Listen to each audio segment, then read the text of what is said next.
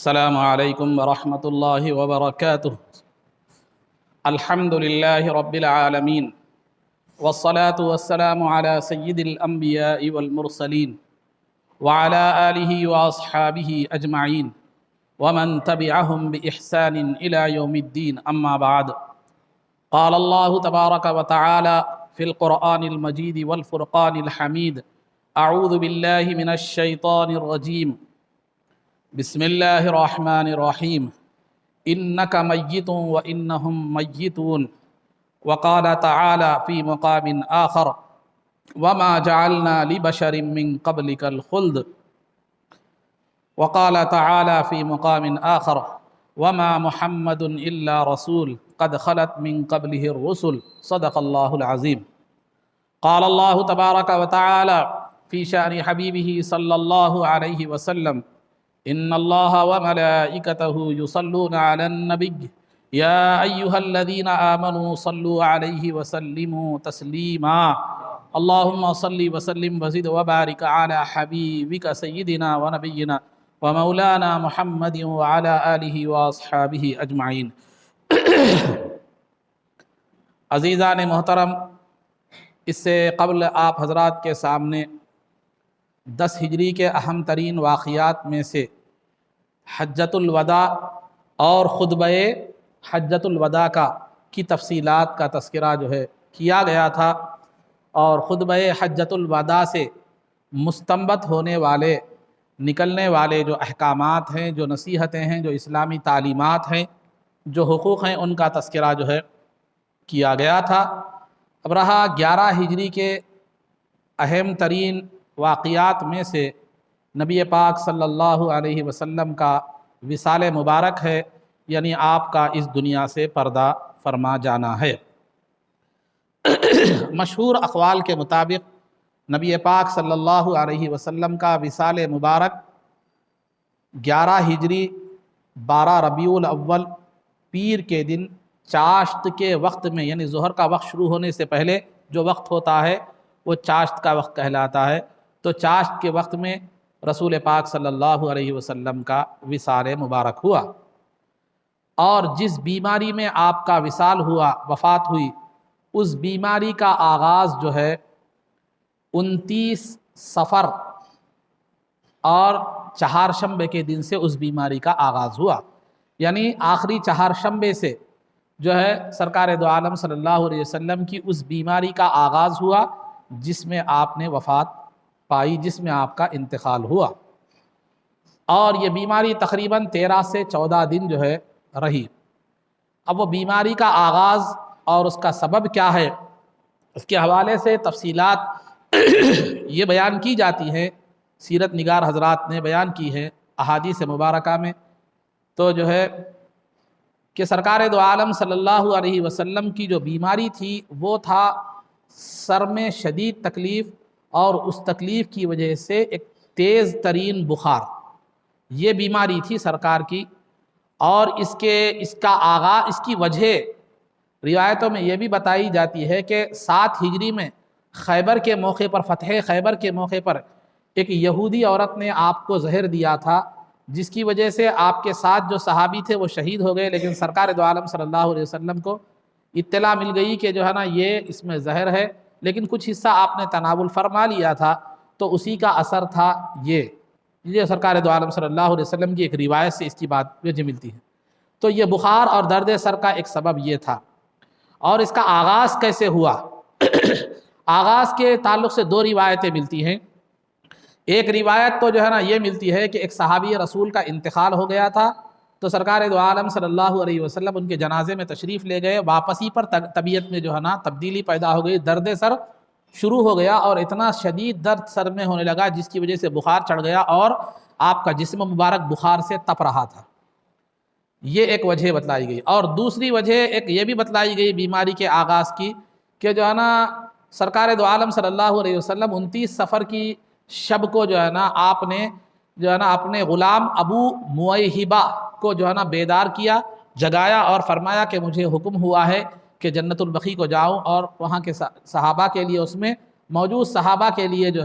دعا و استغفار کرو۔ چنانچہ سرکار تشریف لے گئے زیارت کے لیے جنت البقیع کو، اور پھر واپسی میں جو ہے نا درد سر شروع ہوا، پھر بخار چڑھ گیا، اور یہی جو ہے آپ کے وصال کا سبب بنا۔ تو بہرحال جب واپس درد سر کی شدت سے آپ گھر میں واپس آئے تو اتفاق سے اس وقت بی بی عائشہ صدیقہ رضی اللہ تعالیٰ عنہ بھی درد سر میں مبتلا تھی، آپ کو بھی بڑی سخت ترین درد ہو رہا تھا۔ تو آپ کراہتے ہوئے بی بی عائشہ نے فرمایا کہ ہائے رے یہ درد سر، ایسا معلوم ہوتا ہے کہ یہ میری جان لے کر جائے گا، یہ بی بی عائشہ نے فرمایا۔ پھر اس کے بعد سرکار نے بھی یہی الفاظ تقریباً ادا فرمائے کہ ہائے رے میرا درد سر، ہو سکتا ہے کہ میری اسی درد سر میں کیا ہو جائے گی، وفات ہو جائے گی، وصال ہو جائے گا۔ پھر سرکار نے بی بی عائشہ سے فرمایا کہ اے بی بی عائشہ،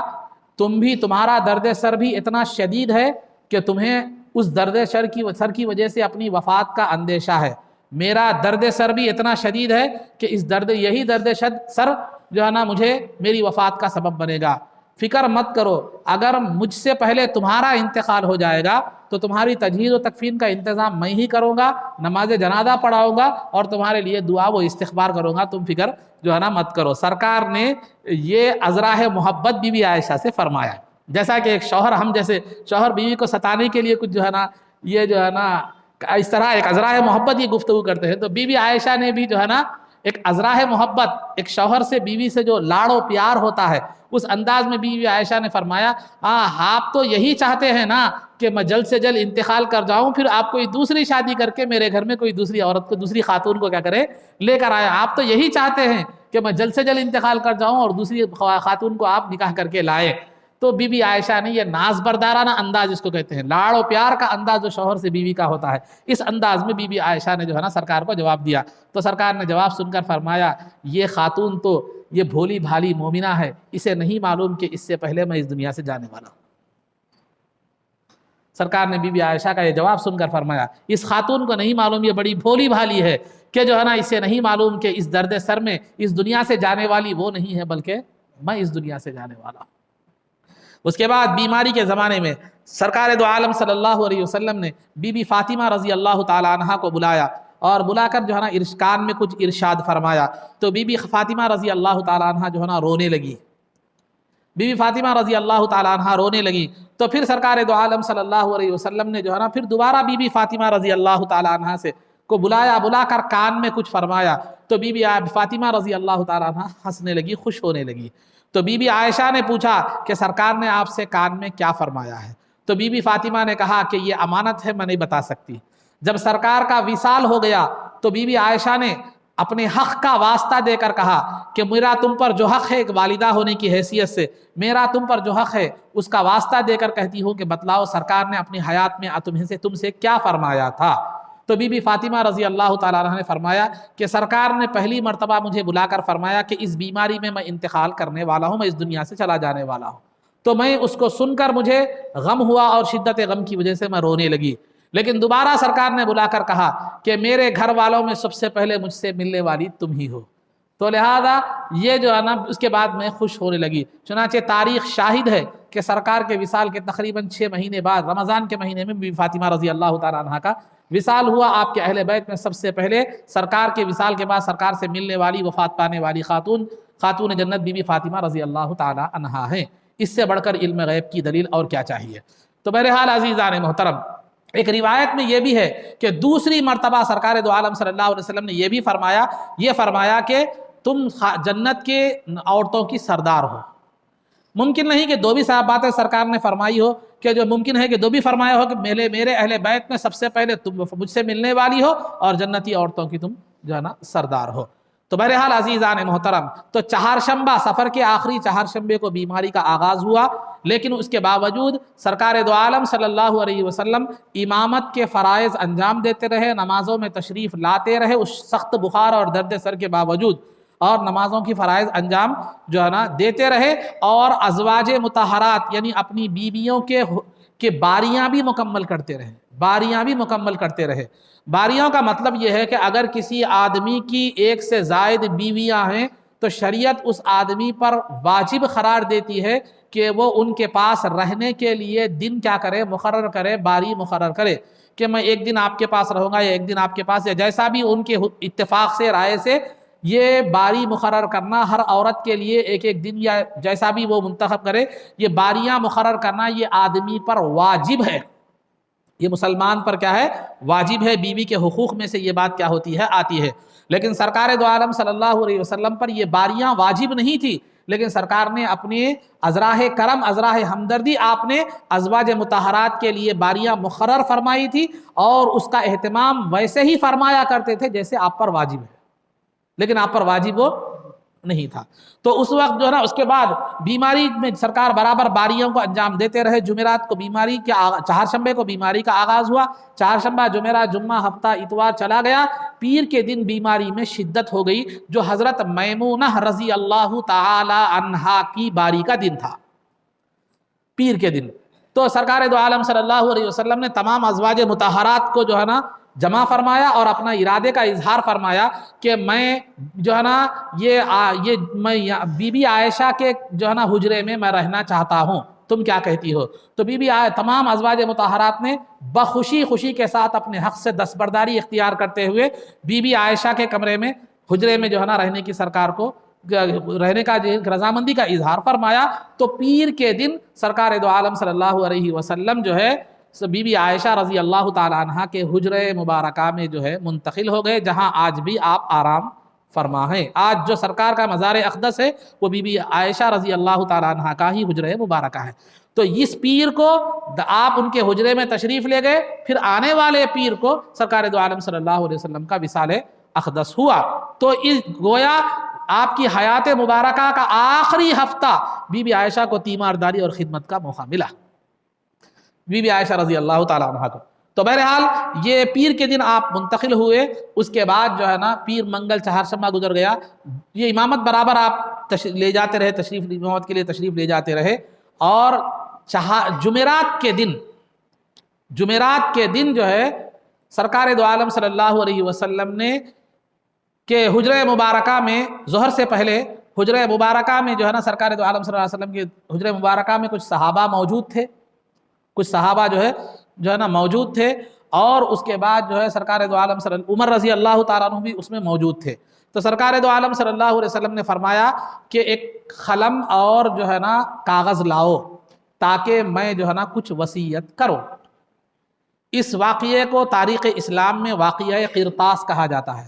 قاف را تا الف سین، واقعہ قرطاس اس کو کہا جاتا ہے۔ تو سرکار نے قلم اور کاغذ منگایا تاکہ میں کچھ وصیت کر سکوں۔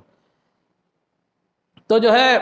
سرکار دو عالم صلی اللہ علیہ عمر رضی اللہ تعالیٰ عنہ نے مزاج مبارک کی نزاکت کا لحاظ رکھتے ہوئے، طبیعت کی ناسازگی کا لحاظ رکھتے ہوئے، عمر فاروق رضی اللہ تعالیٰ عنہ نے جو ہے نا فرمایا کہ دیکھو نہیں، اب سرکار کی طبیعت ناساز ہے، اب بہت سرکار بیماری کی شدت میں جو ہے نا مبتلا ہے، لہذا اب پھر یہ زحمت دینا لکھنے کی سرکار کے لیے مناسب نہیں ہے، تو کہیں سرکار کی طبیعت پر جو ہے نا بار نہ گزرے، یہ اب نہیں ہے، بعد میں اس معاملے کو حل کریں گے۔ تو جبکہ دوسرے لوگ، بعض لوگ کیا ہے عمر فاروق رضی اللہ تعالیٰ عنہ کی قول کی تائید کرنے لگے۔ باپ کے دوسرا گروہ جو صحابہ کا تھا، ان لوگوں نے کہا سرکار جب واقعی طور پر جو ہے نا ایک اہتمام کے ساتھ قلم اور جو ہے نا پیپر کاغذ طلب کر رہے ہیں تو کچھ نہ کچھ وجہ ہوگی، لہذا سرکار کو قلم اور کاغذ جو ہے نا فراہم کر دیا جائے۔ یہاں طبیعت کا لحاظ تھا، وہاں جو ہے نا کچھ مصلحت کا لحاظ تھا۔ تو بہرحال یہ دونوں میں تھوڑا سا اختلاف ہو گیا، جس کی وجہ سے تھوڑی سی گفتگو میں جو ہے نا آواز بلند ہو گئی وہ آپس میں صحابہ کے۔ تو سرکار نے فرمایا ٹھیک ہے، جاؤ تم لوگ یہاں سے چلے جاؤ، مجھے جو ہے نا مجھے اپنے حال پر چھوڑ دو۔ اس کے بعد سرکار دو عالم صلی اللہ علیہ وسلم نے جو ہے نا آرام فرمایا۔ اس کے بعد سرکار دو عالم صلی اللہ علیہ وسلم نے جو ہے نا یہ آرام فرمایا۔ آرام فرمانے کے بعد جو ہے ظہر کا وقت جب قریب آیا تو اس کے بعد سرکار دو عالم صلی اللہ علیہ وسلم نے 3 زبانی وصیتیں فرمائی، 3 زبانی جو ہے نا وصیتیں فرمائی۔ اب 3 زبانی وصیتیں فرمائی تو یہ زبانی وصیتیں، یہ یقینی طور پر نہیں کہا جا سکتا کہ یہ زبانی وصیتیں وہی ہیں جو سرکار لکھنا چاہتے تھے۔ یہ یقینی طور پر اس میں کوئی دلالت اور وضاحت یا کوئی ایسی یقینی طور پر یہ ایسی کوئی وہ نہیں ملتی کہ جو سرکار نے بعد میں جو زبانی وصیتیں فرمائی ہیں وہ جو ہے نا وہی وصیتیں ہیں جو سرکار پیپر میں لکھنا چاہ رہے تھے کچھ دیر قبل۔ تو بہرحال وہ 3 وصیتیں سرکار نے جو فرمائی وہ یہ ہیں کہ جزیرہ عرب کو مشرکین سے پاک کر دو، پہلی وصیت تھی۔ اور دوسری وصیت یہ تھی کہ جو وفد، جو جماعتیں، جو ٹکڑیاں لوگ اسلام لانے کے لیے یا احکامات اسلام لانے کے لیے جاننے کے لیے جو آ رہے ہیں، دور دور سے جو ٹکڑیاں آ رہی ہیں، جو وفود آ رہے ہیں، جیسے میں نے اس سے پہلے کہا کہ 10 ہجری کو عام الوفود کہا جاتا ہے، کیونکہ مختلف مقامات سے لوگ جو ہے نا ٹکڑیوں کی شکل میں آ کر اسلام لا رہے تھے۔ تو سرکار نے دوسری نصیحت یہ فرمائی کہ جو وفد آ رہے ہیں جب ان کو رخصت کرو تو تحفے اور تحائف دے کر جو ہے نا رخصت کرنا، تحفے اور تحائف دے کر رخصت کرنا، یہ دوسری سرکار کی جو ہے نا وصیت تھی۔ تیسری وصیت، یا تو سرکار نے تیسری وصیت سے خاموشی اختیار فرمائی یا راوی جو ہے اس کو بیان کرنا بھول گئے۔ یہ الفاظ یہاں تک ہے۔ یہ حدیث جو شروع سے میں نے واقعہ خرطاس کے جو بیان کر رہا ہوں، یہ بخاری اور مسلم کی حدیث ہے۔ لیکن وہ تیسری وصیت کیا تھی، اس کی محدثین نے تشریح یہ بھی کی ہے کہ سرکار نے وہ تیسری وصیت میں یہ فرمایا کہ جو ہے نا نماز کی پابندی کرو اور غلاموں کے ساتھ اچھا سلوک کرو اور قرآن پر جو ہے نا عمل جو ہے نا پیرا رہو، اس طرح کی جو ہے نا، اور میری قبر کو سجدہ گاہ مت بناؤ، یعنی میری قبر پر سجدہ مت کرو، زیارت کرو۔ تو بہرحال سجدہ اور زیارت الگ الگ چیزیں ہیں، تو سجدے کو لے کر ہم زیارت سے منع نہیں کر سکتے، جبکہ زیارت کی حدیثیں مستقل طور پر موجود ہیں۔ تو بہرحال سجدہ گاہ مت بناؤ، اس طرح کی نصیحت، یہ تیسری نصیحت تھی، یہ محدثین نے اس کی وضاحت جو ہے نا کی ہے۔ اور ضمناً اور ایک بات میں عرض کرتا چلوں، یہ بھی بخاری اور مسلم کی حدیث ہے۔ سرکار اپنی بیماری کے زمانے میں، بی بی عائشہ رضی اللہ تعالی عنہا اس کی راویہ ہیں، بخاری اور مسلم کی روایت ہے کہ جو ہے نا سرکار دو عالم صلی اللہ علیہ وسلم نے اپنی علالت یعنی بیماری کے زمانے میں جو ہے نا بی بی عائشہ صدیقہ رضی اللہ تعالی عنہا سے فرمایا کہ میں چاہتا ہوں، میرا ارادہ ہے کہ کسی کو بھیج کر ابو بکر اور ان کے فرزند عبد الرحمن بن ابو بکر کو بلاؤں اور بلا کر میرے بعد جانشینی کا اعلان کر دوں۔ میرا یہ ارادہ ہوا، میرے بعد خلیفہ مقرر کر دوں، میرے بعد جانشین مقرر کر دوں، میرا یہ ارادہ ہوا، لیکن میں نے پھر اپنا ارادہ ترک کر دیا۔ کیوں؟ اس وجہ سے کہ اللہ رب العزت سوائے ابو بکر کے کسی کی خلافت کو میرے بعد نہیں چاہتا۔ یہ بخاری اور مسلم کی حدیث ہے۔ اللہ کی بارگاہ میں یہ بات مقدر اور طے شدہ ہے کہ میرے بعد خلیفہ ابو بکر ہوں گے۔ اور دوسرا، مومنین کا بھی، مومنین سے بھی مجھے یقین ہے کہ وہ جو ہے نا سوائے ابو بکر کے کسی اور کو اپنا خلیفہ نہیں بنائیں گے۔ ابو بکر کی خلافت کے معاملے میں مومنین اختلاف نہیں کریں گے۔ یہ حدیث کے الفاظ معاذ اللہ ان یختلف الناس علی ابی بکر، یہ الفاظ ہیں حدیث کے۔ اللہ کی پناہ کہ مومنین ابو بکر کی خلافت پر اعتراض کریں گے، اختلاف کریں گے، ابو بکر کی خلافت پر اتفاق کرنے سے اختلاف کریں گے، یہ ہو ہی نہیں سکتا، اللہ کی پناہ اس سے۔ جب سرکار نے یہ واضح طور پر فرما دیا کہ مومنین اللہ کے پاس یہ فیصلہ مقدر ہے، میں وصیت اس لیے نہیں کر رہا ہوں، میں اپنا خلیفہ مقرر اس لیے نہیں کر رہا ہوں کہ اللہ کے پاس یہ طے شدہ معاملہ ہے کہ میرے بعد ابو بکر ہی خلیفہ ہوں گے، اور مومنین بالاتفاق کبھی بھی جو ہے نا ابو بکر کی خلافت پر اختلاف نہیں کریں گے۔ تو پھر اب یہ کہنا کہ مومن، پھر اختلاف کی شکل نکالنا، پھر یہ کہنا کہ مومنین مختلف تھے، ابو بکر صدیق کی جو ہے نا رضی اللہ تعالیٰ عنہ کی خلافت کے بارے میں مختلف تھے، اختلاف تھا، یہ بالکل سرکار کے ارشاد کے قول کے بالکل مخالف ہے۔ یہ بیماری کے دبانے کی۔ تو بہرحال جو میں نے کہا کہ جمعرات کے دن سرکار دو عالم صلی اللہ، یہ واقعہ خرطاس پیش آیا، یعنی لکھنے کا کاغذ اور پیپر کا واقعہ، قلم کا واقعہ پیش آیا۔ پھر سرکار نے کچھ آرام فرمایا، اس کے بعد جو ہے نا غسل فرمایا، پھر اس کے بعد سرکار کو کچھ زبانی جو نصیحتیں ہیں وہ فرمائی، پھر اس کے بعد طبیعت میں کچھ بہتری دکھی تو آپ ظہر کی نماز کے لیے تشریف لے گئے۔ جمعرات کا دن ہے، آئندہ پیر کو آپ کا وصال ہونے والا ہے، جمعرات کے دن سرکار تشریف لے گئے، تقریباً وصال سے 4 دن پہلے کا یہ واقعہ ہے۔ ظہر کی نماز آپ نے ادا فرمائی، اور ظہر کی نماز ادا کرنے کے بعد سرکار دو عالم صلی اللہ علیہ وسلم نے ایک خطبہ دیا۔ وہ خطبہ قابل غور ہے۔ سرکار دو عالم صلی اللہ علیہ وسلم نے خطبے میں اللہ کی حمد و ثنا بیان فرمائی، اور شہدائے احد یعنی جنگ احد میں جو صحابہ شہید ہو گئے تھے ان کا تذکرہ فرمایا، ان کے لیے دعائے مغفرت فرمائی، اور مہاجرین کو یہ وصیت کی کہ دیکھو انصار نے مجھے اور تمہیں ہر طرح سے ساتھ دیا، ہر طرح سے جو ہے نا یہ سہولت پہنچائی، ہر طرح سے ہماری مدد کی، لہذا کبھی بھی انصار کے ساتھ معاملہ حسن سلوک کا معاملہ رکھنا، کبھی ان کے ساتھ برا معاملہ مت کرنا، اور کبھی ان سے غلطی بھی ہو جائے تو عفو اور درگزر معافی اور اس سے کام کیا کرنا، لینا۔ اور اسامہ، جیش اسامہ کو فوراً جو ہے نا یہاں سے روانہ کر دو، جیش اسامہ کو فوراً یہاں سے جو ہے نا روانہ کر دو، جو ہے نا، اور جو لوگ اسامہ کے امیر بنانے پر اعتراض کر رہے ہیں وہ اچھی طرح سن لے کہ اسامہ بھی محبوب ہے میرے نزدیک، اور اسامہ کے والد زید بن حارثہ بھی میرے نزدیک محبوب تھے۔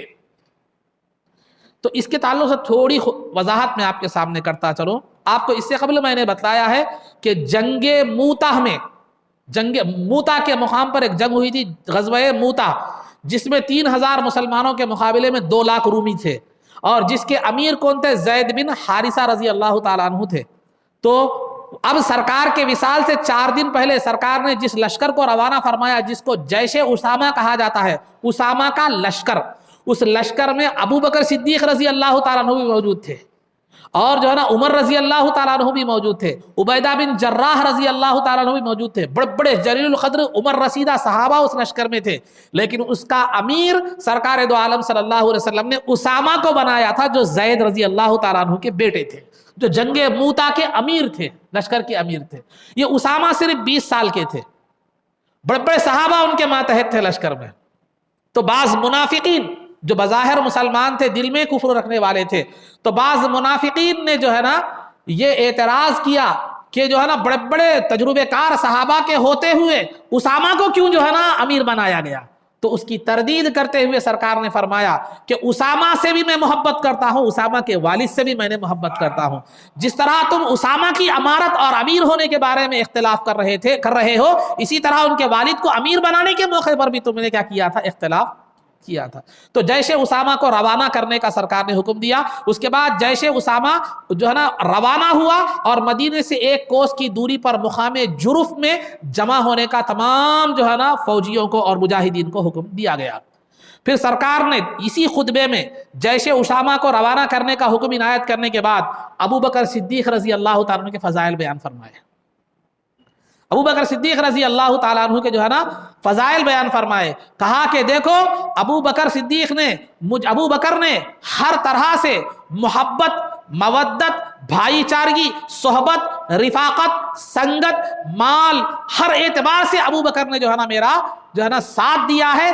ابو بکر جس کسی نے بھی مجھ پر احسان کیا ہے میں نے اس کے احسان کا بدلہ چکا دیا ہے، لیکن ابو بکر کے احسان کا بدلہ میں نے نہیں چکایا، اللہ اس کا بدلہ قیامت کے دن انہیں عطا کرنے والا ہے۔ اور تمام مسلمانوں میں محبت اور مربت اور اخوت اور بھائی چارگی کے لحاظ سے سب میں افضل ترین میرے نزدیک ابو بکر ہے۔ سرکار نے یہ خطبے میں فرمایا، اور سرکار نے یہ بھی فرمایا کہ دیکھو آج کے بعد مسجد نبوی میں کے اطراف حجرے تھے، سب کے مسجد نبوی کے اطراف حجرے تھے، تو جتنے بھی حجروں کے دروازے مسجد نبوی میں کھلتے ہیں ان تمام دروازوں کو بند کر دو سوائے ابو بکر کے دروازے کے۔ جیسے مسجد ہے وہ حجرہ ہے، اس کا دروازہ جیسے کھل رہا ہے کمرے کا دروازہ، اس طرح تو تمام دروازوں کو بند کر دو سوائے ابو بکر کے دروازے کے۔ عزیزان محترم، اس طرح کی ایک روایت علی رضی اللہ تعالیٰ عنہ کے تعلق سے بھی ملتی ہے، جو سعد بن وقاص رضی اللہ تعالیٰ عنہ نے روایت کی تھی، کہ اس میں بھی سرکار نے فرمایا تھا کہ مسجد نبوی میں کھلنے والے تمام دروازوں کو بند کر دو سوائے علی کے دروازے کے۔ تو ایک مقام پر سرکار نے فرمایا کہ تمام دروازوں کو بند کر دو سوائے ابو بکر کے، یعنی سرکار کا دروازہ تو کھلا رہے گا، ان کے علاوہ سرکار کے علاوہ ابو بکر کا۔ ایک مقام پر سرکار نے فرمایا کہ تمام دروازوں کو بند کر دو سوائے علی کے دروازے کو۔ یہ دونوں کے لیے بھی فضیلت ہے، لیکن یہ اقوال ایک موقع کے نہیں ہیں، الگ الگ موقع کے ہیں۔ جب سرکار ہجرت کر کے آئے تو پہلی ہجری میں مسجد نبوی کی تعمیر ہو رہی تھی، ابتدا میں مسجد نبوی کی آغاز میں ابتدا میں سرکار نے فرمایا تھا کہ تمام دروازے بند کر دو سوائے علی کے دروازے کے۔ وہ ابتدائی دور کا واقعہ ہے مسجد نبوی کی۔ یہ سرکار کے وصال سے 4 دن پہلے کا واقعہ ہے کہ تمام دروازوں کو بند کر دو سوائے ابو بکر صدیق کے۔ تو شریعت کا ایک قاعدہ ہے، سرکار کا جو بعد کا جو قول ہوتا ہے وہ ناسخ ہوتا ہے، پہلے کا جو قول ہوتا ہے وہ منسوخ ہوتا ہے. یعنی بعد کا قول جو ہے وہ نافذ العمل ہوتا ہے، پہلے کا قول کیا ہو جاتا ہے؟ نافذ العمل نہیں ہوتا، اس کا وہ حکم کیا ہو جاتا ہے؟ ختم ہو جاتا ہے. تو بہرحال عزیزان محترم، یہ خطبہ سرکار نے جو ہے نا ارشاد فرمایا. ابو بکر صدیق رضی اللہ تعالیٰ عنہ کے فضائل بیان فرمائے. اس کے بعد یہ پنجشنبہ یعنی جو ہے نا جمعرات کا دن تھا، پھر سرکار عصر میں تشریف لائے اور پھر اس کے بعد مغرب میں تشریف لائے. یہ سرکار دو عالم صلی اللہ علیہ وسلم کی حیات مبارکہ کی آخری مکمل نماز تھی جس کی آپ نے امامت فرمائی. غور سے سماعت فرمائیں، آخری مکمل نماز تھی جس کی آپ نے امامت فرمائی. ام الفضل رضی اللہ تعالیٰ عنہ بیان فرماتی ہے کہ یہ سرکار کی حیات کی سب سے آخری نماز تھی جس میں آپ نے سورہ مرسلات کی تلاوت فرمائی. یہ مغرب کی نماز تھی. اس کے بعد جب عشاء کی نماز کا وقت آیا تو سرکار دو عالم صلی اللہ علیہ وسلم نے جو ہے نا فرمایا کہ کیا صحابہ نے نماز پڑھ لی ہے؟ تو سرکار نے بی بی عائشہ نے فرمایا، کہا گیا کہ یا رسول اللہ نہیں، انتظار میں ہیں آپ کے. تو سرکار نے جو ہے نا اٹھنے کا ارادہ فرمایا، غشی طاری ہو گئی. پھر ہوش آیا، پھر اٹھنے کا ارادہ فرمایا، غشی طاری ہو گئی. اب طبیعت اجازت نہیں دے رہی تھی کہ آپ مسجد میں تشریف لے جائیں. تو سرکار نے کہا کہ ابو بکر سے کہو کہ وہ نماز پڑھائے لوگوں کو. یہاں ایک اہم بات بتا رہا ہوں، آپ یاد رکھیے، سنیے، غور سے سماعت فرمائیے. ابو بکر سے کہو کہ وہ لوگوں کو نماز پڑھائے. تو بی بی عائشہ رضی اللہ تعالیٰ عنہ جو ابو بکر صدیق رضی اللہ تعالیٰ عنہ کی جو ہے نا صاحبزادی ہیں، بیٹی ہیں، انہوں نے کہا سرکار جب بھی یہ فرماتے کہ ابو بکر سے کہو کہ نماز پڑھائیں، امامت کریں، تو جو ہے نا بی بی عائشہ فوراً فرماتی یا رسول اللہ ابو بکر بڑے نرم دل ہیں، وہ آپ کے مصلے پر کھڑے نہیں رہ سکیں گے، لہذا عمر رضی اللہ تعالیٰ عنہ کو حکم دیجئے کہ وہ نماز پڑھائے، یا کسی اور کو حکم دیجئے کہ وہ نماز کیا کرے؟ پڑھائے. تو سرکار نے پھر فرمایا کہ ابو بکر کو کہو کہ نماز پڑھانے کے لیے. بی بی عائشہ پھر وہ قول دہرانے لگی. اس طرح 3 مرتبہ سرکار اصرار کر رہے تھے، بی بی عائشہ انکار کر رہی تھی. بہانہ کیا بتا رہی تھی؟ کہ وہ نرم دل ہیں، آپ کے مقام پر کھڑے نہیں ہو سکتے. تو لیکن سرکار دو عالم بی بی عائشہ زبان سے ایک قول فرما رہی تھی، لیکن دل میں ایک الگ اندیشہ آپ کا تھا.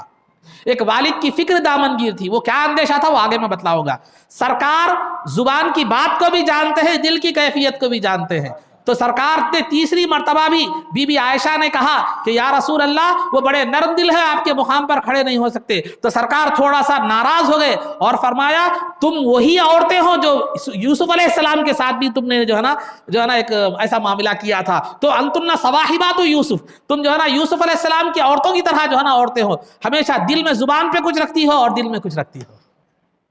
یہ سرکار کی ناراضی کا اظہار فرمایا. تو بی بی عائشہ سے گویا سرکار فرما رہے تھے کہ تم زبان سے جو کہہ رہی ہو تمہارے دل میں وہ نہیں ہے، تمہارے دل کا اندیشہ الگ ہے، زبان پر کیا کر رہی ہو یہ کہہ رہی ہو. تو وہ اندیشہ کیا تھا بی بی عائشہ کا؟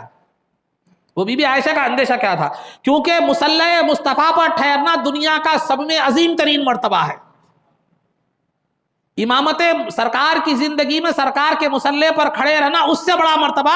دنیا میں کوئی نہیں ہے. بی بی عائشہ کو اندیشہ تھا کہ کہیں لوگ آپ کے اس مرتبے کو دیکھ کر منافقین وغیرہ حسد کرنے نہ لگ جائیں.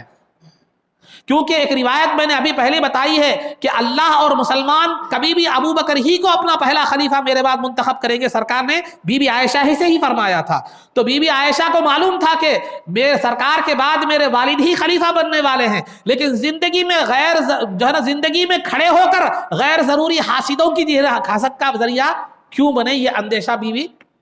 عائشہ رضی اللہ تعالیٰ عنہ کا تھا. اور دوسرا اندیشہ بی بی عائشہ کا یہ تھا کہ سرکار ابھی زندہ ہیں اور ابو بکر جو ہے نا کا سرکار کے مقام پر کھڑے ہو کر نماز پڑھانا، گویا بعض لوگ اس کو نحوست بھی جو ہے نا سمجھیں گے اور اس سے دشمنی اور حسد بڑھے گی. یہ بھی اندیشہ تھا بی بی عائشہ کو. کیسا بڑھے گی نحوست، کیسا سمجھیں گے؟ مثال کے طور پر ہم میں سے ہم سمجھانے کے لیے مثال دے رہا ہوں میں. اگر میں آپ کو کسی زندہ آدمی کے تعلق سے مرنے کی بات کیا،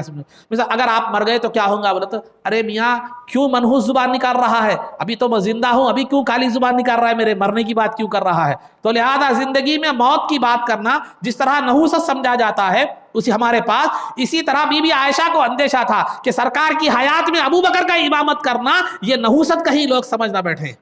جو کہے منافقین تھے اس وقت موجود تھے، اور بی بی عائشہ کو منافقین کا تجربہ ہو چکا تھا وہ واقعہ افک میں، تہمت کے واقعے میں. تو لہذا عزیزان محترم یہ بی بی عائشہ کو اندیشہ تھا، اور یہ اندیشے کا ذکر امام غزالی نے احیاء العلوم میں فرمایا ہے. خود بی بی عائشہ کا بیان ہے۔ تو یہ اندیشہ یہ تھا، زبان سے کیا کہہ رہی تھی سرکار کے سامنے کہ جو ہے نا سرکار ابو بکر وہاں کھڑے نہیں ہو سکتے، تو سرکار دل کی بات کو بھی جانتے تھے، تو تم تو ایسے ہی کہہ رہی ہو، یوسف علیہ السلام کے ساتھ جو عورتوں نے جو معاملہ کیا تھا اسی طرح کی بات تم کہہ رہے ہو کہ جو ہے نا دل میں ایک ہے تمہارے زبان پر ایک ہے۔ تو پھر بی بی عائشہ خاموش ہو گئی اور سرکار نے ان کو امامت پر فائز فرما دیا۔ ابو بکر صدیق رضی اللہ تعالیٰ عنہ سرکار کی غیر موجودگی میں نماز پڑھاتے رہے، سرکار کی غیر موجودگی میں نماز پڑھاتے رہے۔ اب میں یہاں پر آپ کو بتلانا یہ چاہ رہا ہوں، ایک مقام پر حدیث میں سرکار نے واضح طور پر فرما دیا کہ ابو بکر کا خلیفہ اول ہونا یہ اللہ کا فیصلہ ہے اور مسلمان بھی اس پر متفق ہوں گے، ایک تو سرکار نے فرمایا۔ پھر دوسرا، خطبے میں ابو بکر صدیق رضی اللہ تعالیٰ عنہ کے فضائل کو بیان فرمانا، ان کے مقام کو کیا کرنا، بیان فرمانا، یہ دوسری تمہید تھی خلافت کے خلیفہ اول ہونے کی۔ پھر تیسری تمہید یہ تھی کہ ابو بکر صدیق رضی اللہ تعالیٰ عنہ کو امام بنانا، کہ میرے بعد جو ہے نا ابو بکر ہی خلیفہ اول ہوں گے، میرے بعد خلیفہ ابو بکر ہوں گے۔ یہ تیسری تمہید تھی جو سرکار نے ان کو امامت کا جو ہے نا حکم دیا۔ ہوا یہی کہ جب سرکار کا وصال ہو گیا، خلیفہ بننے کی بات آ گئی، تو صحابہ نے یہ کہہ کر بالاتفاق سیدنا ابو بکر صدیق رضی اللہ تعالیٰ عنہ کو اپنا خلیفہ بنایا کہ جس کو سرکار نے اپنی زندگی میں جس ہستی کو امام، ہماری عبادت کا امام بنایا تھا، تو لہذا ہم جو ہے نا ہمارے دین کا امام بنایا تھا، تو ہم سرکار کے وصال کے بعد اپنی دنیا کا بھی امام انہیں ہی بناتے ہیں، اپنی دنیاوی معاملات کا بھی امام۔ یہی صحابہ کا اجتہاد تھا کہ سرکار نے اپنی حیات میں ان کو ہماری عبادت کا امام بنایا ہے، تو پھر سرکار کے وصال کے بعد ہم ہی ان کو اپنی تمام معاملات میں خلیفہ اور امام ہم ان کو کیا کرتے ہیں، تصور کرتے ہیں۔ تو یہ سرکار دو عالم صلی اللہ علیہ وسلم نے اپنی حیات مبارکہ میں یہی جو ہے نا ابو بکر صدیق، وہ جو روایت میں نے جو بیان کی تھی کہ اللہ کا فیصلہ بھی یہی ہے اور ابو بکر کا جو ہے نا لوگ بھی ابو بکر پر اتفاق کریں گے، جو ہے نا میں ابو بکر کو میری خلافت کے بعد جو ہے میرے بعد خلیفہ ہونے کا میں اعلان کرنا چاہتا تھا، تاکہ لوگوں کی تمنا اور لوگوں کی جو ہے نا آس خلافت کے عہدے سے نہ رہے، لیکن اللہ کا فیصلہ یہ ہے، وہ روایت کے الفاظ جو پھر بتا رہا ہوں کہ وہ اللہ کا فیصلہ ہے کہ ابو بکر ہی خلیفہ بنیں گے اور جو ہے نا لوگ ان پر ہی متفق ہوں گے۔ تو سرکار وہ وصیت کیوں کرنا چاہتے تھے؟ تاکہ لوگوں کی آس خلافت سے نہ رہے اور لوگوں کے اندر خلافت کی تمنا میرے بعد خلیفہ اول کی تمنا باقی نہ رہے۔ تو الغرض عزیزان محترم، یہ تھا جمعرات کے دن کا واقعہ، جہاں عشاء سے، جمعرات کے دن عشاء سے جو ہے نا سیدنا ابو بکر صدیق رضی اللہ تعالیٰ عنہ جو ہے نا امامت کے فرائض انجام دیں۔ جمعرات گزر گیا، جمعہ گزر گیا، ہفتے کا دن آیا، ہفتے کا دن، تو ہفتے کا دن ایک روایت کے مطابق اتوار کا دن تھا۔ تو جو ہے ہفتے کے دن جو ہے وہ جو اسامہ رضی اللہ تعالیٰ عنہ کو لشکر دے کر روانہ کیا گیا تھا، جو مقام جرف میں وہاں پر جو ہے نا جمع ہونے، فوجی تمام جمع ہو گئے تھے، تو سرکار دو عالم صلی اللہ علیہ وسلم کی مزاج پرسی کے لیے اسامہ اور دیگر کچھ لوگ رضی اللہ تعالیٰ عنہ آئے سرکار کی مزاج پرسی کے لیے، حال دریافت کرنے کے لیے۔ پھر وہاں سے چلے گئے، چلے تو جائے، سرکار کا حکم تھا کہ لشکر روانہ ہو، لیکن صحابہ کے قدم سرکار کی مزاج مبارک کو دیکھ کر آگے نہیں بڑھ رہے تھے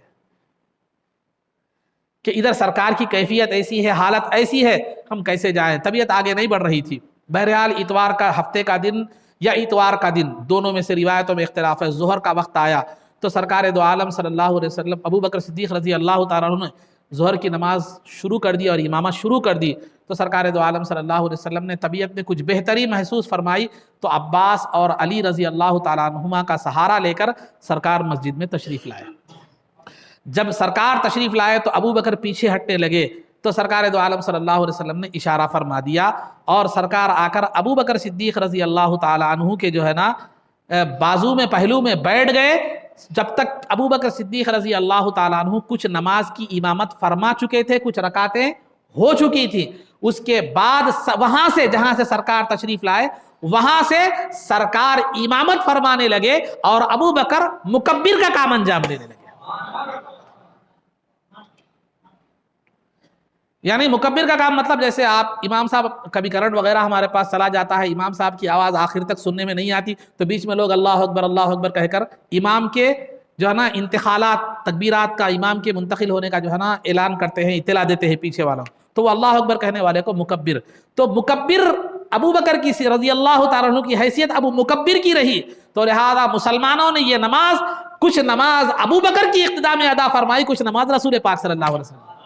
تو یہ آخری نامکمل نماز تھی سرکار کی جو سرکار نے امامت فرمائی۔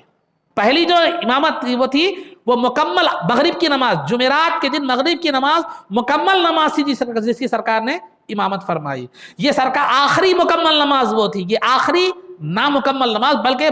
بالکل آخری نماز تھی۔ اس کے بعد جو ہے نا سرکار دو عالم صلی اللہ علیہ وسلم حجرہ مبارکہ کو تشریف لائے، پیر کے دن صبح ہوئی، صبح کا وقت تھا، فجر کی نماز جو ہے نا صحابہ اکرام پڑھ رہے تھے، تو اس کے بعد جماعت چل رہی تھی فجر کی، سرکار دو عالم صلی اللہ علیہ وسلم نے اپنا حجرہ مبارک کا پردہ ہٹایا اور چہرے مبارک سے صحابہ کی طرف جب دیکھا تو چونکہ صحابہ سرکار کو جو ہے ایک لمحے کے لیے، تھوڑی دیر کے لیے نہ ملتے تو بے قرار ہو جاتے تھے، بے چین ہو جاتے تھے، ڈھونڈنے کے لیے نکل پڑتے تھے اور بے قرار ہو جاتے تھے۔ نماز ایک واحد ذریعہ تھی جس میں سرکار کا جو ہے نا دیدار ہوتا تھا، وہ بھی 2-3 دن سے سرکار نماز کو تشریف نہیں لا رہے تھے، تو بے قراری کی کیفیت، دیدار کا اشتیاق صحابہ کے دلوں میں جو ہے نا ٹھاٹے مار رہا تھا، موجے مار رہا تھا۔ سرکار جو ہی پردہ ہٹائے تو صحابہ اکرام سرکار کے چہرے انور کی طرف حالت نماز میں دیکھنے لگے۔ انس رضی اللہ تعالیٰ عنہ فرماتے ہیں کہ سرکار کا چہرہ مبارک ایسا نورانی اور ایسا جو ہے نا روشن اور منور نظر رہا تھا، گویا کہ قرآن کریم کا ایک صفحہ ہو، کأنہ صفحۃ مصحف، گویا کہ وہ قرآن کا جو ہے نا ایک ورق ہو، ایسا سرکار کا چہرہ مبارک نورانی نظر آ رہا تھا۔ تو جب صحابہ پورے قریب تھا، صحابہ سرکار کے دیدار کے اشتیاق میں اس قدر جو ہے نا محو تھے کہ کہیں ایسا تھا کہ قریب سے تھا کہ سرکار جو صحابہ محبت اور جو ہے نا اشتیاق کی تڑپ میں کہیں نماز کو جو ہے نا توڑ نہ دے۔ پھر سرکار نے اشارہ فرمایا نماز جاری رکھو، پھر پردہ جو ہے نا آپ نے ڈھانک دیا، تو صحابہ نماز کو مکمل کی۔ ادھر دیدار مصطفیٰ ہوتا بھی رہا لیکن نماز میں کوئی فرق نہیں آیا۔ سرکار کے دیدار سے نماز میں فرق نہیں آتا تو پھر خیال سے نماز میں فرق کیسے آئے گا؟ تو الغرض عزیزان محترم، یہ آخری دیدار تھا جو سرکار نے اپنے عاشقوں کو فرمایا، زندگی کا، حیات مبارکہ کا آخری دیدار تھا جو ہے نا سرکار نے اپنے غلاموں کو فرمایا، دیدار فرمایا۔ اور اس وقت غلاموں کی کیفیت کیا تھی؟ ایک عربی شعر ہے لیکن اس کا خلاصہ میں آپ کے سامنے عرض کرتا چلوں کہ جو ہے نا صحابہ اپنی زبان حال سے کہہ رہے تھے کہ یا رسول اللہ، ہم آپ کے تھوڑی دیر آپ کا اگر دیدار نہ کرتے تو بے چین و بے قرار ہوتے تھے، اب آپ سے تو ایک عرصہ دراز تک جو ہے نا جدا ہونے والے ہیں اور قیامت میں پھر آپ سے ملاقات ہونے والی ہے، اس وقت تک پھر کیسے ہم برداشت کریں اور آپ کی جدائی کا کیسے ہم غم کو سہے۔ پھر اس کے بعد سرکار تشریف لے گئے، نماز پڑھانے کے بعد سیدنا ابو بکر صدیق رضی اللہ تعالیٰ عنہ سرکار کے حجرہ مبارک میں جو ہے نا تشریف لائے۔ لانے کے بعد جو ہے نا سرکار سے کہا کہ یا رسول اللہ، ایسا معلوم ہوتا ہے کہ مزاج گرامی بہتر ہے، تو سرکار نے فرمایا ہاں بہتر ہے۔ تو ابو بکر صدیق رضی اللہ تعالیٰ عنہ کی اور ایک جو ہے نا زوجہ تھی، بیوی تھی، جن کا نام حبیبہ بنت خارجہ تھا، وہ مدینے سے تقریباً 1 کوس کے فاصلے پر تھی۔ تو ابو بکر صدیق رضی اللہ تعالیٰ نے عرض کیا کہ یا رسول اللہ، اگر آپ کی اجازت ہو، آپ کا مزاج مبارک بہتر بھی معلوم ہو رہا ہے، تو میں اپنی اہلیہ محترمہ کی باری ہے آج میری، میں وہ کر کے باری مکمل کر کے آؤ۔ تو سرکار نے فرمایا ٹھیک ہے جاؤ۔ ابو بکر صدیق رضی اللہ تعالیٰ کو جو ہے نا یہ اجازت دے دی۔ پھر اس کے بعد صحابہ بھی جو حجرہ مبارک کے اطراف جمع تھے، جو ہے نا سب نے یہ خبر سن لی کہ سرکار کی طبیعت تھوڑا سا جو ہے نا بحال ہے، تو وہ بھی منتشر ہو گئے۔ حجرے میں سیدنا علی رضی اللہ تعالیٰ عنہ ہے۔ اب یہاں پر بھی غور سے بات سنیں، سماعت فرمائیں کہ جو ہے نا حجرے میں سیدنا ابو بکر علی رضی اللہ تعالیٰ عنہ بھی تھے، وہ باہر تشریف لائے۔ باہر تشریف لانے کے بعد عباس رضی اللہ تعالیٰ عنہ عباس رضی اللہ تعالیٰ عنہ نے علی رضی اللہ تعالیٰ عنہ سے عرض کیا کہ اے علی، چلو سرکار سے جا کر یہ بات کریں کہ سرکار کے بعد خلیفہ کون ہوگا، تاکہ سرکار کوئی وصیت فرما دیں یا کوئی معاملہ کر دیں، کسی کا انتخاب کر دیں گے تو مسئلہ ختم ہو جائے گا، ایک جو ہے نا وہ ختم ہو جائے گا، چلو جا کر سرکار سے اس بارے میں بات کریں۔ تو سیدنا علی مرتضیٰ رضی اللہ تعالیٰ عنہ نے فرمایا کہ نہیں، مجھے اندیشہ ہے کہ سرکار انکار فرما دیں گے۔ انہوں نے عباس رضی اللہ تعالیٰ نے کہا کہ جو ہے نا چلو سرکار سے بات کریں، ہو سکتا ہے کہ سرکار ہم ہی میں سے کسی کا انتخاب کر دیں، اپنے بعد خلیفہ ہونے کا ہم ہی میں سے کسی کا انتخاب کر دیں، یا کسی اور کا نام سرکار جو ہے نا پیش فرما دیں، چلو جا کر بات کریں۔ تو علی رضی اللہ تعالیٰ نے فرمایا کہ مجھے اندیشہ ہے کہ سرکار ہم ہی میں سے کسی کا انتخاب نہیں کریں گے بلکہ انکار کر دیں گے، اگر زبان مبارک سے انکار کر دیا گیا تو ہمیشہ خلافت سے محرومی ہوگی، لہذا اس بارے میں آپ سے کچھ اور بات زیادہ نہیں کرنا چاہتا، یہ علی رضی اللہ تعالیٰ نے فرمایا۔ پھر اس کے بعد جو ہے نا اچانک چاشت کے وقت میں ظہر سے پہلے تھوڑی دیر پہلے سرکار دو عالم صلی اللہ علیہ وسلم کی مزاج مبارک میں جو ہے نا تبدیلی آنا شروع ہو گئی اور عالم نزاع شروع ہو گیا، عالم نزاع کی کیفیت جو ہے نا شروع ہو گئی، سکرات کا عالم جو ہے نا سرکار دو عالم صلی اللہ علیہ وسلم کا جو ہے نا شروع ہو گیا۔ شروع ہونے کے بعد سرکار دو عالم صلی اللہ علیہ وسلم عبد الرحمن بن ابو بکر، جو ابو بکر صدیق رضی اللہ تعالیٰ عنہ کے صاحبزادے تھے، وہ مسواک لے کر حاضر ہوئے تو سرکار بار بار ان کے مسواک کو دیکھ رہے تھے، تو بی بی عائشہ مزاج شناس اہلیہ محترمہ تھی، تو انہوں نے سرکار سے عرض کیا کہ یا رسول اللہ کہ مسواک فرمانا چاہتے ہیں آپ، مسواک فرمانا چاہتے ہیں؟ تو لہذا سرکار نے فرمایا ہاں، اشارہ فرمایا ہاں، تو سرکار دو عالم صلی اللہ علیہ وسلم کو مسواک دی گئی، لیکن وہ کچھ سخت معلوم ہو رہی تھی، تو بی بی عائشہ نے پھر اس مسواک کو جو ہے نا چبا کر دیا، سرکار نے مسواک فرمایا۔ اور جب سے سرکار کی ایک عادت مبارکہ تھی کہ جب بھی بیمار ہوتے تو جو ہے نا آپ قل هو اللہ احد، قل اعوذ برب الفلق، قل اعوذ برب الناس پڑھ کر جو ہے نا دم کر کے تمام ہاتھ کیا کرتے تھے، جسم پر پھیر لیا کرتے تھے۔ لیکن جب سے سرکار بیمار ہو گئے تھے، بی بی عائشہ یہ کام کر رہی تھی، قل هو اللہ احد، قل اعوذ برب الفلق اور قل اعوذ برب الناس پڑھ کر دم کر رہی تھی، لیکن ہاتھ اپنے نہیں تھے، سرکار کے ہاتھ تھے، اپنے ہاتھ سے نہیں پھیر رہی تھی سرکار کے جسم پر، سرکار کے ہاتھوں کو لے کر سرکار کے جسم پر پھیر رہی تھی تاکہ وہ برکت جو ہے نا حاصل ہو جائے۔ کیا عقیدہ تھا، کیا سوچ تھی، کیا محبت تھی، کیا احترام تھا، یہ چیز ہے اصل جو ہے نا حاصل کرنے کی۔ ان چیزوں کے بغیر، ان محبتوں کے بغیر، ان عقیدتوں کے بغیر اگر عبادت ہے تو سوائے کاغذ کے پھول کے وہ عبادت کوئی اور درجہ نہیں رکھتا۔ میں یہ نہیں کہتا کہ بالکل اسی عقیدت کو عقیدت بھی ہو عبادت بھی ہو، عقیدت کے ساتھ عبادت ہو، کیا نازک خیال ہے۔ دیکھیے سرکار پڑھنے کے موقف میں طبیعت کی ناسازگی کی وجہ سے پڑھنے کے موقف میں نہیں تھے، تو بی بی عائشہ پڑھ رہی تھی لیکن سرکار کا عمل اپنے ہاتھ سے نہیں دہرایا، جب پھونکنے کی اور بات جو ہے نا جسم پر ملنے کی آئی تو اپنے پڑھ تو خود رہی تھی، اپنے ہاتھ سے بھی جو ہے نا مل سکتی تھی، لیکن انہوں نے سرکار کے ہاتھوں کو لے کر جو ہے نا سرکار کے جسم پر ملا تاکہ دعا کے ساتھ ساتھ قرآن کے ساتھ ساتھ ہاتھوں کی برکت بھی حاصل ہو جائے۔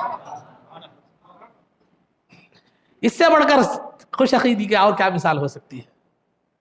تو عزیزان محترم، تو اچانک جو ہے نا عالم نزاع کی کیفیت شروع ہو گئی اور سرکار دو عالم صلی اللہ علیہ وسلم پر بار بار غشی طاری ہونے لگی۔ سامنے ایک برتن تھا، سرکار اس برتن کے پانی میں ہاتھ ڈالتے اور اپنا چہرے کو جو ہے نا پانی پر ملتے جاتے اور فرما دے جاتے لا الہ الا اللہ وحدہ لا شریک لہ، اللہ کے سوا کوئی معبود نہیں ہے اور اللہ رب العزت کا کوئی شریک جو ہے وہ تنہا ہے، اس کا کوئی شریک نہیں ہے، اور جو ہے نا ان للموت سکرات، یقیناً موت کی تکلیفیں ہیں، یقیناً موت کے وقت جو ہے نا تکلیفیں بہت زیادہ تکلیف ہوتی ہے۔ سکرات موت کی تکلیف کے عالم کو کہتے ہیں۔ اب یہاں میں آپ کی غلط فہمی بھی دور کرنا چاہ رہا ہوں کہ کیا سرکار کو بھی موت کی تکلیف ہوئی؟ یاد رکھیے موت کی تکلیف کوئی بری چیز نہیں ہے بلکہ اچھی چیز ہے۔ کیمیائے سعادت میں بی بی عائشہ رضی اللہ تعالیٰ عنہ سے روایت مروی ہے کہ بی بی عائشہ فرماتی ہے کہ اس کے لیے بھلائی نہیں ہے جس کو موت کی تکلیف نہ ہو۔ ان للموت سکرات، جو ہے نا یقیناً موت کی تکلیفیں ہیں، موت کے وقت تکلیفیں ہوا کرتی ہیں۔ اس کے بعد سرکار دو عالم صلی اللہ علیہ وسلم نے اپنے ہاتھ کو آسمان کی طرف اٹھایا، اللہم فی الرفیق الاعلی، اے اللہ میں رفیق اعلی میں حاضر ہونا چاہتا ہوں۔ یہ ہاتھ اٹھائے تھے، یہ کہنا تھا اور روح قبض ہو گئی اور ہاتھ نیچے کی طرف آ گئے، اور اس وقت سرکار دو عالم صلی اللہ علیہ وسلم کا سر مبارک بی بی عائشہ رضی اللہ تعالیٰ عنہ کے گلے اور سینے کے درمیان پر تھا۔ رفیق اعلیٰ اس مقام کو کہتے ہیں کہ اللہ کی بارگاہ میں انبیاء کی ارواح کے رہنے کے لیے جو رہنے کا جو مقام ہوتا ہے اس کو رفیق اعلیٰ کہتے ہیں۔